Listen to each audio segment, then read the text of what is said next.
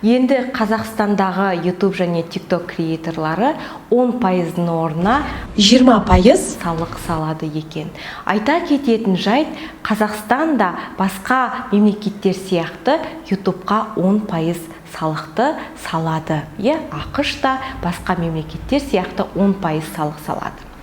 Бірақ тағы да бір айта кететін жайт, Қазақстандағы контенттің бағасы өте төмен. Мысалға алатын болсақ, 1000 қаралым үшін Америкада $10 алса, Қазақстанда 1000 қаралым үшін, дәл сол контент үшін $1 алады. Яғни 10 есе аз жалақы алады.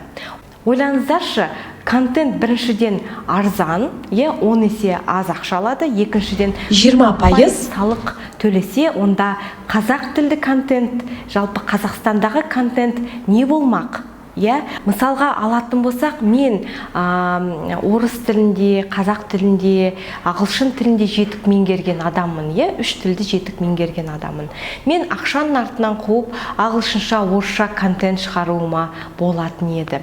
Бірақ та мен қазақ тілінің жанашыры ретінде қазақша контент көбейсін, пайдалы ақпараттар болсыншы деп, барлық білімімді бөлсін деп қазақ тілде контент ашқан болатынмын. Мен 12 000 подписчигім бола тұра, айына мысалы 50 000, 60 000 просмотр бар менде, қаралым бар, видеолар бар. Соның өзінде мен айына небәрі 2-3 мың ғана ақша табамын. Ойлаңызшы, мен ешқандай ары қарай қазақ тілді контент жасауға мотивация жоқ. Бұның себебі мен басқа америкалық контенттен қарағанда 10 есе аз аламын. Соған қоса маған үстіне салық болса, менде қазақ тілді контент шығаруға мүлде мотивация болмайды. Бұл жалғыз менің ғана жағдайым. Кез келген мысалы қазақ тілінде контент шығарып жатқан адамға бұл үлкен соққы және демотивация болады екен. Былай қарасақ, YouTube-та қазақ тілінде контент өте аз.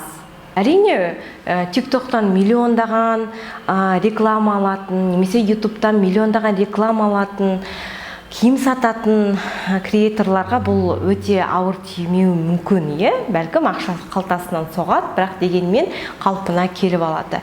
Бірақ та біз сияқты енді бастап келе жатқан қазақ тілінің жанашырлары, жалпы тек қана қазақ тілінде емес, басқа тілде де, бірақ Қазақстанда түсіріп жатыр.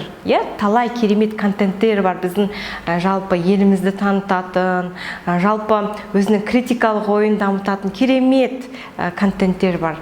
Солар үшін бұл үлкен соққы болмақ. Жалпы айта кететін жайт, кез келген мемлекетке критикалық ойы бар, өзінің ойын ашық айтатын адамдар ұнамайды. Бұл бәлкім оларға қауіп тудыруы мүмкін.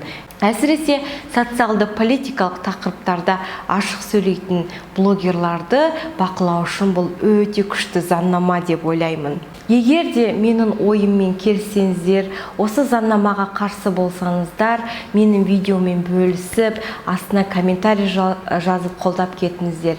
Осы видеоны көбірек адам көрсе, бәлкім біздің жоғарыдағылар ойланып, біздің даусымызды еститін болады.